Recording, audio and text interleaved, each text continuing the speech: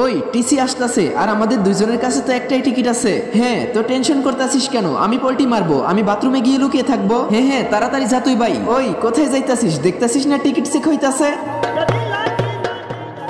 এখন কি করব ভাই? কই টিকিট দেখাও। হ্যাঁ এই নিন স্যার। হ্যাঁ ঠিক আছে, এই নাও সাথে রাখো এটাকে। চল টিকিট দেখা। স্যার ও টিকিট। তোর চেহারা দেখেই আমি বুঝেছি তোর কাছে টিকিট নাই। চল 500 টাকা বের কর।